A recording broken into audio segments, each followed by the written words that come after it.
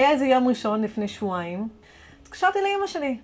ואיכשהו שאלתי אותה שוב פעם, אני לא יודעת למה, כי זה לא לא ההורים שלה, זה של אבא שלי, אבל שאלתי, מה סבא, זיידה היה אומר, what did זיידה say about the people that saved them? שלחתי אימייל למוזיאון השואה בניו זילנד, אולי הם יוכלו לעזור. קמתי בבוקר, ויש לי באינבק שלי 2 אימיילים. This was on Monday, January 18th, 10 o'clock in the morning.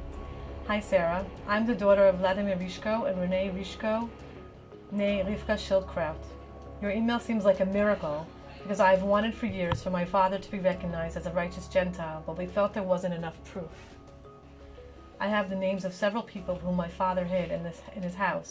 I just got an email. I just got home and I've got an email from my friend Anne Beaglehole, who's a volunteer at the Holocaust Centre here in Wellington.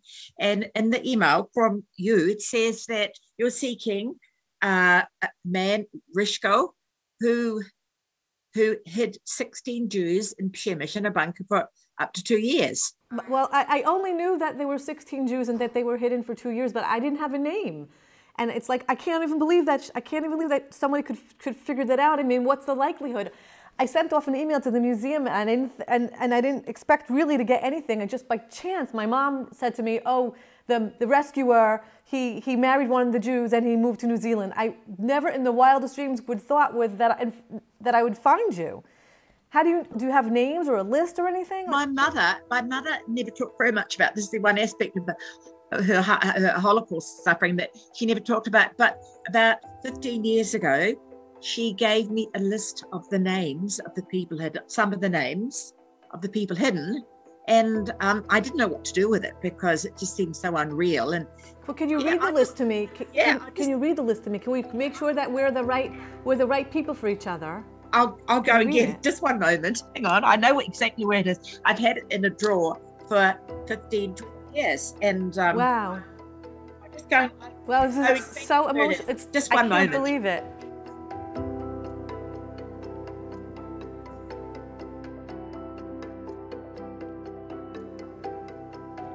I have to say, Sarah, this seems a bit like a dream. It's quite unreal, and I can't really believe that this is happening. But I have a list here written on the back of some advertising sheet. My heart is pounding so heavy. I can't believe it. Hard. And these are just names. I don't quite remember. But I've got the list, and some of them are descriptions of people, the connections, but not the names. So I don't know. I can just read you out the names. Yeah, please, all right? please. Okay. She's written down here. This is in my mother's handwriting. Maya Dornbush, after the war, Paris. Jupa, Pop's friend. Pop was my father. Regina, the niece of Maya, and Regina Dornbush. Then she's got Sam, Max, came in the second intake in 1944. And then the sister of Sam and Max and her husband and daughter and brother-in-law.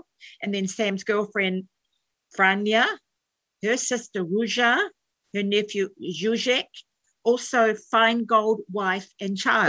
That's my grandfather, Feingold. That's my grandfather, and my father is the child, and the wife is my grandmother. That's extraordinary. But so Feingold, that is... Yeah.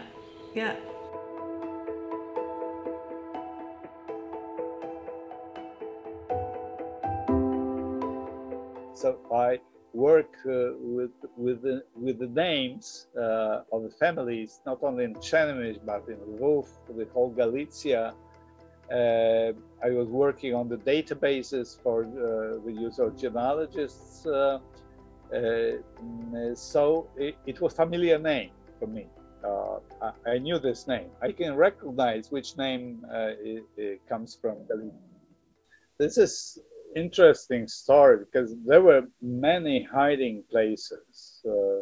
Some of them, there were families who rescued more than just a person or one family.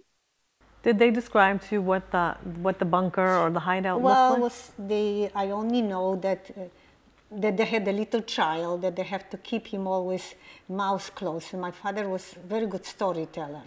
So I always through my life heard about little boy. My father. Yeah, yes, always.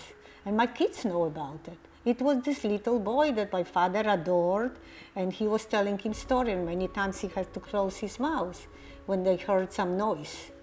It wasn't easy. They only could go out at night and very quietly, and the rest of the day they were in the bunker. I don't know, probably just the ground. I don't know how they slept even there. It's unthinkable to me. It's really unthinkable, unthinkable. And to really to have the strength to live, even if you don't know if tomorrow somebody's not going to shoot you. It's just unthinkable.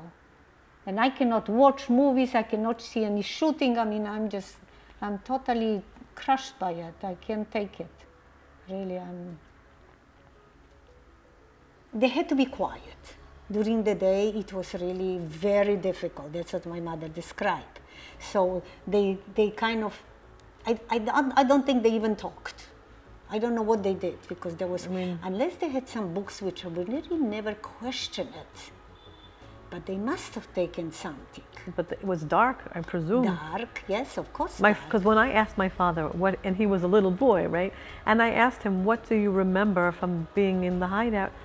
He said, I just remember darkness and dampness. She gave me a list of the people who were in the hideout. And it said on the list, Mr. Feingold, wife, and child. That's you, right?